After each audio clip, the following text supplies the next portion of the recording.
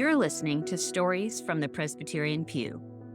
This podcast is a resource of Advocacy from the Presbyterian Pew, a 501c3 nonprofit dedicated to educating lay people in the PCA, the Presbyterian Church in America, about PCA church government and process. On our website, we offer free, self-paced courses to help you understand the Book of Church Order, the BCO. These courses cover how the BCO works in theory, but what does it actually look like in practice? Stories from the Presbyterian Pew gives you an opportunity to hear directly from those who have walked through or observed what happens when the wheels of church process are set in motion. The stories we share are all true and all happened in PCA churches. All names and place names have been changed to protect the identities of the storytellers and others who play a role in their stories. Our goal is to facilitate understanding and awareness. Think of these stories as case studies, embodied and brought alive by the voices of our storytellers.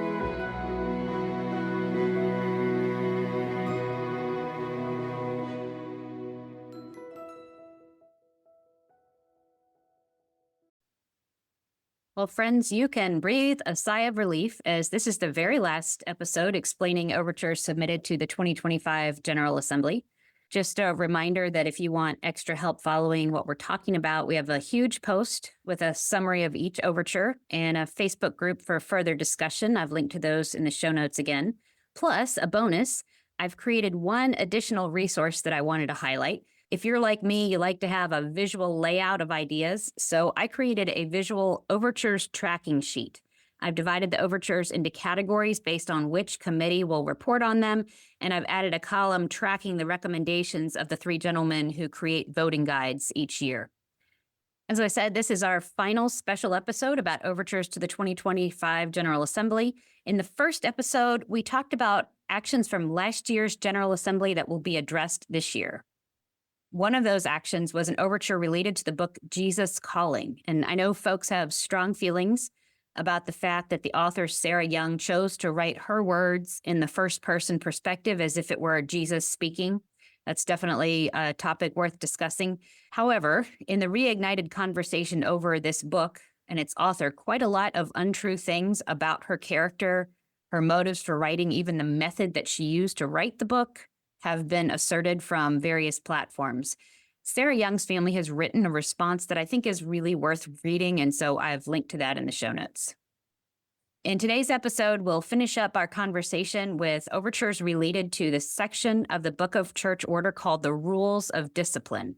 All of the overtures in this category relate to things like investigations, trials, censures.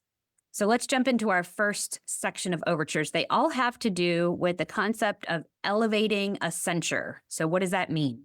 Well, a recent PCA court case has raised a question about the procedure to follow when elevating a censure of indefinite suspension to either excommunication or deposition. In other words, if following a confession or a trial, someone is censured with indefinite suspension from the sacraments or indefinite suspension from their office, what should be done when after an extended period of time, there's no evidence of repentance? 3 different overtures seek to provide answers to that question in various ways. I will just add that the guys on the Polity Matters podcast shed some light on a bit of the backstory that showed a need for this overture, and I'll link to that and the proper timestamp in the show notes so that you can follow more of that. And if you have the bandwidth for more and slightly more technical listening on the overtures, their 2 episodes are well worth your time. They were helpful resources for me in my preparations. So back to these overtures that address how we can elevate a censure. Overture 32 seeks to provide a specific process by adding an extra paragraph to BCO 36. The solution in this overture is to have a hearing, which would be a middle ground between just a vote with no opportunity for the accused to provide any evidence in his defense, or on the other end of the spectrum, a full trial, which would be time-consuming and redundant. Overture 38 also seeks to address the question of how to elevate a censure of indefinite suspension or excommunication to deposition, but this overture proposes requiring a completely new trial. And it also proposes these changes by seeking to amend BCO 30-4, which talks about sins that might need to result in an immediate censure of excommunication at the end of a trial. And it refers to, quote, gross sin or heresy. Overture 39 proposes another way to handle the elevation of a censure of indefinite suspension from office to deposition by adding an additional paragraph to BCO 34.8, which addresses restoring a teaching elder who has been indefinitely suspended, and an additional section to BCO 33 regarding ruling elders to parallel the wording about teaching elders in 34.8. It's interesting to note that this overture doesn't address the process of elevating a suspension from the sacraments to excommunication. Of all three proposals, Overture 32 sounds like the best option. If someone's already been found guilty in a court of the church, the court doesn't really need to hold another full trial, calling all the same witnesses, presenting all the same evidence, and there also isn't the same need for a presumption of innocence as there would be in a trial before someone has been found guilty. As I mentioned, Overture 38 proposes to use the chapter in the Book of Church Order that pertains to times when it would be appropriate to censure someone immediately with excommunication or deposition from office, situations where the guilt was for, quote, gross sin or heresy. But it is possible for someone to be guilty of a sin that isn't severe enough to warrant immediate excommunication, and yet for his continued unrepentance over time to make it clear that he's not walking in accord with his profession of faith. That shouldn't necessitate proving that the original sin was actually more severe than at first thought, but rather that the sin combined with the unrepentance call for the elevation of this censure to excommunication or deposition from office. So again, I think Overture 32 seems to provide the most reasonable way forward, where the court holds a hearing to consider evidence of unrepentance, and the guilty party has an opportunity to provide evidence of his repentance. It sounds like perhaps the Overture Committee will consider all three of these overtures and perhaps propose something that takes the best aspects of all three into consideration. Next, I just want to share briefly about a few overtures that seem like wise, common sense changes to the Book of Church Order that seem to have broad support and aren't likely to be hotly contested. Overtures 15 and 16 are closely related. Overture 15 seeks to add specific wording to be used when administering the censure of definite suspension, and Overture 16 proposes to add one single word plus a slash to the script of the wording read when someone is receiving an indefinite suspension. So a little background explanation on this. When someone confesses to sin or is found guilty by a trial, the court reads out a specific script from the Book of Church Order when administering their censure. So currently there's a specific script to read when someone is excommunicated or deposed from office, and there's also a specific script to read when someone is indefinitely suspended from either the sacraments or office. But the wording of the script makes it sound as if the only two options are to be indefinitely suspended from the sacraments only, or from the sacraments plus from church office. It doesn't technically allow for the possibility that someone could be suspended from church office, but not from the sacraments. Here's what the wording currently says, and I'm adding in the pronoun we at the beginning because this is not the full statement, so just to make it make sense grammatically. We do now declare you suspended from the sacraments of the church, and then in parentheses, and from the exercise of your office until you give satisfactory evidence of repentance. So Overture 16 wins the prize for the tiniest number of characters proposed to be added to the Book of Church Order at a grand total of 3, the word or plus a slash. So the new amended language would read, we do now declare you suspended from the sacraments of the church, and then in parentheses, and or from the exercise of your office until you give satisfactory evidence of repentance. So just a note of clarification, it is possible that someone could be suspended from the sacraments and not suspended from office because they aren't an officer of the church, and so the part in the script in parentheses doesn't apply to them. It's also possible for an officer to be suspended from his office, but not suspended from the sacraments. However, in the case of an officer of the church being suspended from the sacraments, he must also be suspended from his office. So to summarize, Overture 16 just makes it clear that the script can be used for indefinite suspension from sacraments or indefinite suspension from office, or both. Overture 15 addresses the fact that no such script exists for definite suspension from office. So let me explain the difference. When someone is found guilty, but they have not shown evidence of repentance, they need to be indefinitely suspended from sacraments or from office or both. The suspension is indefinite. In other words, no set time is given because the duration of the suspension is tied to the duration of their unrepentance.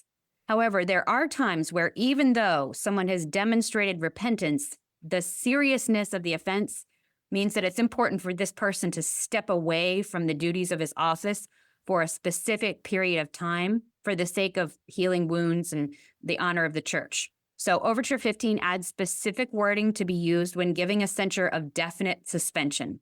The wording as given in the overture leaves a space for stating the duration of the definite suspension, but from discussions I've heard online, it sounds like it may be amended to instead give the date on which the definite suspension comes to an end. That sounds like a smart change.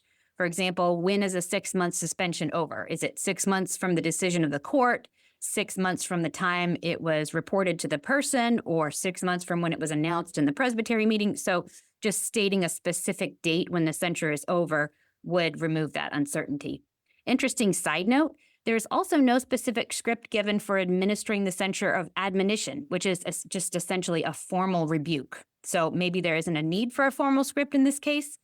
Maybe we'll see an overture for this in the future. Not sure. Overture 23 recognizes the fact that often in small churches, the session may not have enough members to make up a reasonably sized judicial commission, which of course would have to include a moderator, a prosecutor, potentially an advocate for the accused person, and then have enough men left over to be judges in the trial. So this overture proposes to allow other members of the presbytery to serve as supplemental judges in a session-level trial. Currently, there is a provision in the Book of Church Order that a church session can refer a case to the presbytery. In other words, they could just ask the presbytery to please take over the case and hold the trial themselves. So this overture would allow that to remain an option, but it would add an additional option of asking the presbytery to supply judges so that the church can still maintain jurisdiction over the case, but just borrow some additional members of the court from presbytery. Again, this seems like a wise, common sense amendment. Overture 29 deals with minority decisions of the Standing Judicial Commission, which is the PCA's highest court. Although this has actually never yet happened in the history of the PCA, it is possible that there could be a minority report of an SJC decision. This would mean that a significant portion of commissioners who were in the minority on a decision felt that it was necessary to make a report representing their view. It would then fall to the full General Assembly to vote on this issue and decide whether to adopt the main report or the minority report. So this overture amends how this vote would be handled and also the means of distributing the information to the necessary parties. Again, seems like helpful and clarifying amendments, and it also seems to have broad support.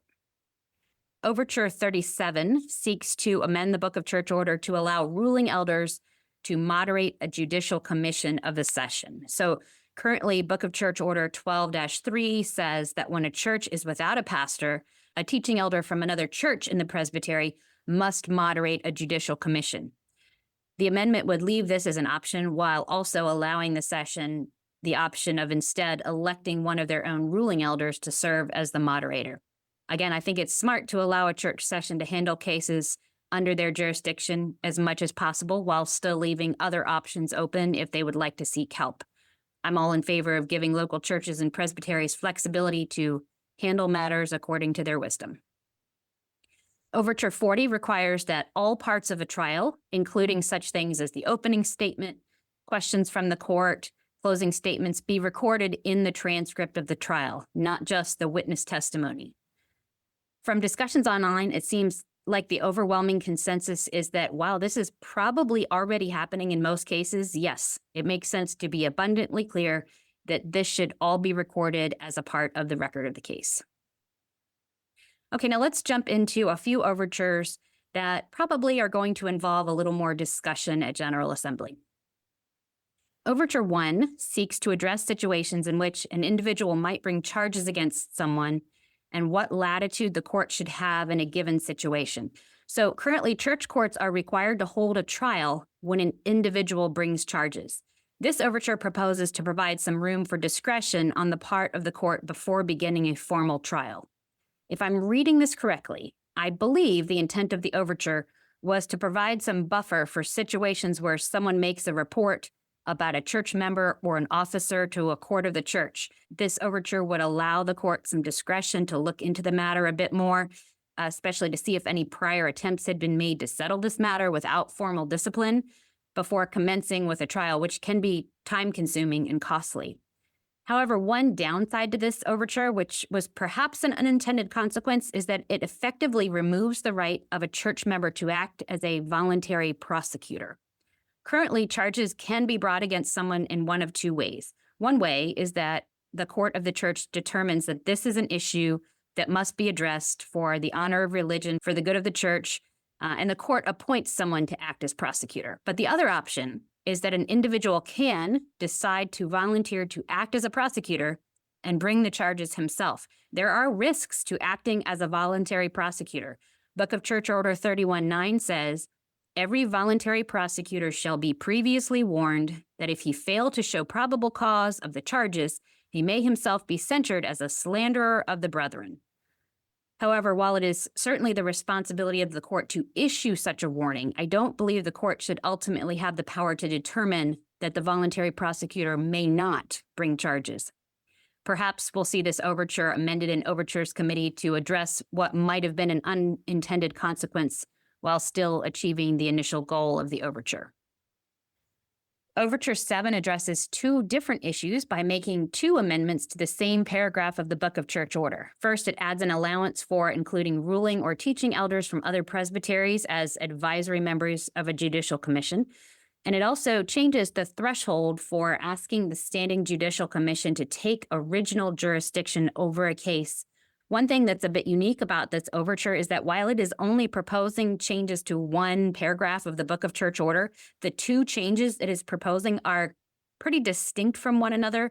Sometimes an overture that proposes to do more than one specific thing has a harder time passing because folks would have to be in agreement with both items to vote for the overture. I'm not sure why the presbytery didn't decide to make this into two overtures, but nonetheless, let's look at the two proposed changes.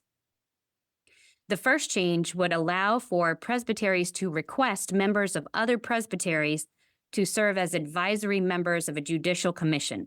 You may remember from our last episode that an advisory member is someone who can participate in discussion and be present if the court goes into executive session but doesn't have a vote. Unless there are nuances that I'm not tracking, I think this is something that church courts already have a right to do. Anyone can be given permission to speak in a church court, and any court of the church can vote to allow specific people or a specific person to remain in the room when the court goes into executive session. The second proposed change has to do with other presbyteries requesting the Standing Judicial Commission to take original jurisdiction of a case from a presbytery. So currently, if a presbytery is handling a case, and at least two other presbyteries believe they are, quote unquote, failing to act, they can petition the General Assembly to take over the case and try it as if the Standing Judicial Commission was the first court in charge of the case. So this overture seeks to raise the bar from 2 to 5 additional presbyteries needed to petition the General Assembly for such a change in jurisdiction, and also to clarify that in order to prove that the presbytery has failed to act, the petitioning presbyteries would need to cite the specific parts of the Book of Church Order that were not followed.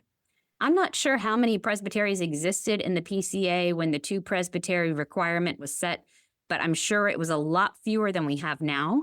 Currently, we have 87 presbyteries, so 2 presbyteries is just over 2%, and 5 presbyteries is just over 5%. That seems a reasonable change, but I'm interested in hearing debate about this one at General Assembly. Overture 14 proposes to allow more flexibility in who must participate in the steps of a trial, such as presenting the accused with the charges and hearing his plea. Currently, the Book of Church Order requires this to be done by the, quote, court. but the overture proposes to allow it to be handled by the moderator or his designee to limit the number of multi-person meetings that need to be scheduled.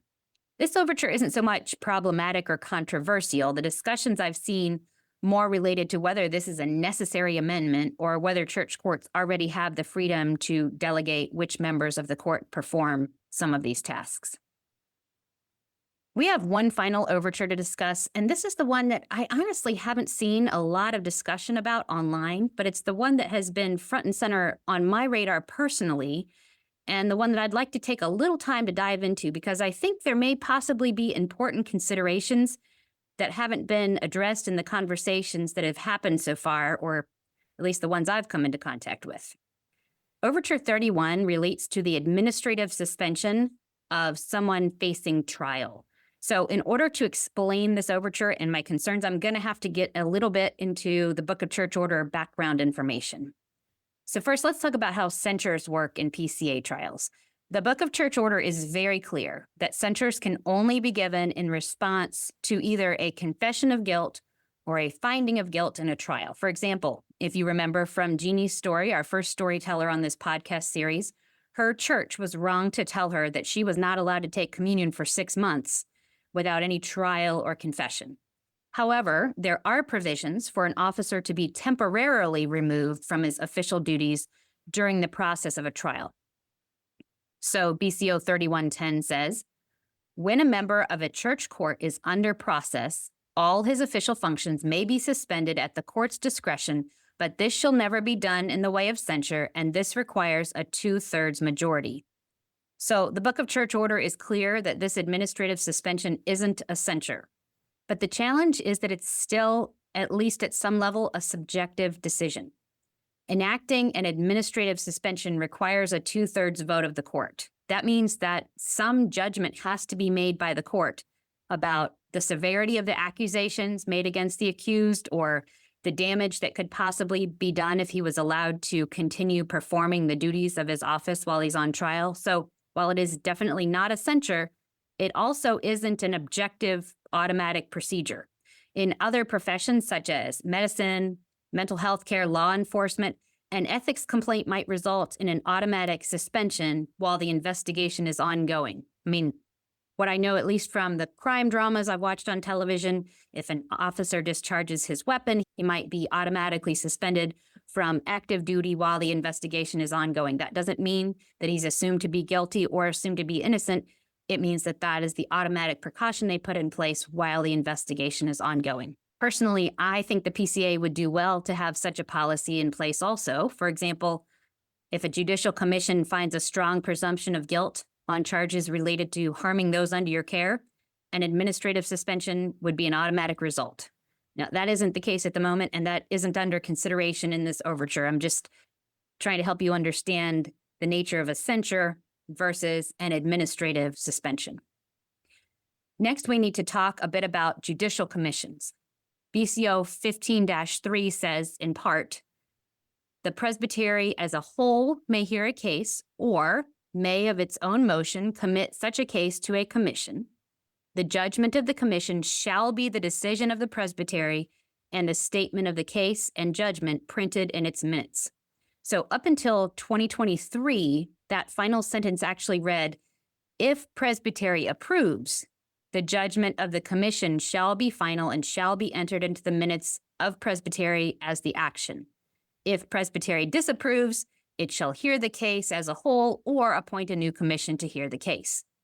In other words, it used to be the case that if a presbytery elected a commission to try a case, the decision of that commission then had to be approved by the presbytery.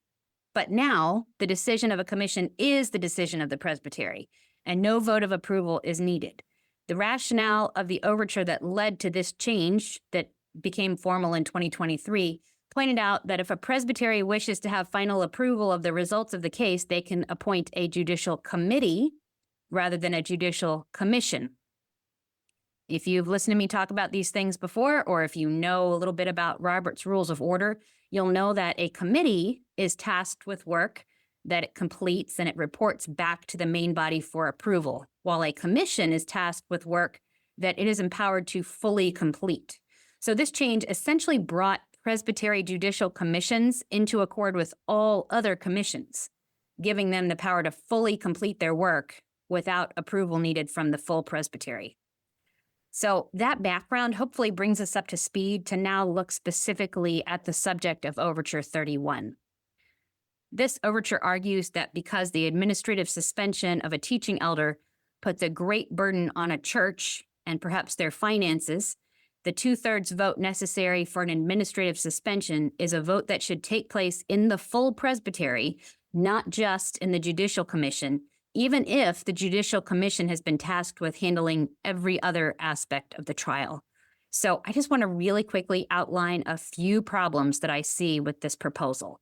First, the rationale of this overture discusses only the hardship that may be experienced by the church and the teaching elder during an administrative suspension, not the hardships that may potentially be experienced by anyone who has been harmed by the teaching elder if he's not administratively suspended after a judicial commission has found a strong presumption of guilt.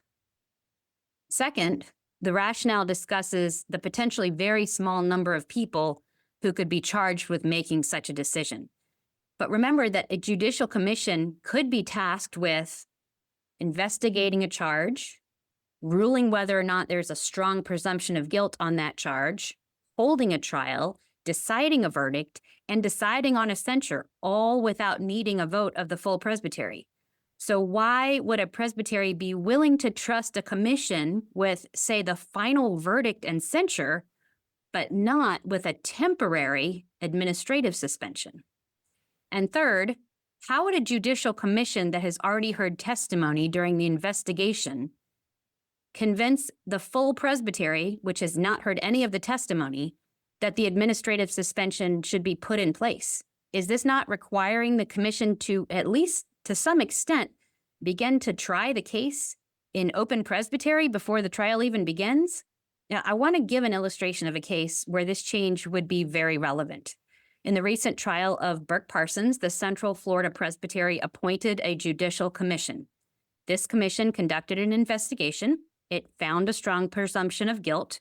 They drew up charges, and they also administratively suspended Parsons from office during the trial.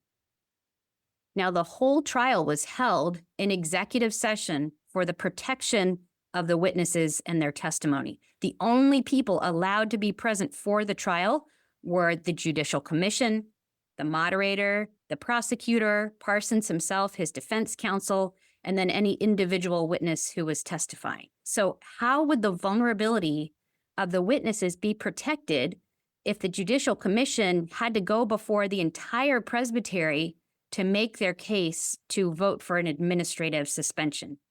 As I said before, I'm actually in favor of an objective, automatic administrative suspension. Then there would not need to be a judgment call. But barring that possibility, the decision ought to be left with the judicial commission who was already handling the investigation, the trial, the verdict, and the censure. Okay, I know that was a lot to take in through your ears, so I've also formulated these concerns, plus some additional thoughts on Overture 31, into an article that I've linked in the show notes for you to read and share if you want to. Also, don't forget to look for a link to the Overtures tracking sheet that you can download and follow during General Assembly. Well, there you have it. That wraps up our summary of the Overtures for the 2025 General Assembly. Please be in prayer for those traveling to General Assembly in Chattanooga, Tennessee next week, and for the deliberations that will take place there. I've got 2 episodes lined up for you to listen to, one next week while I'm at General Assembly, and one the following week as I'm getting back in town and back on my feet. And then I hope to be back with you 3 weeks from today with a wrap-up episode, just reflecting on things that happened at General Assembly.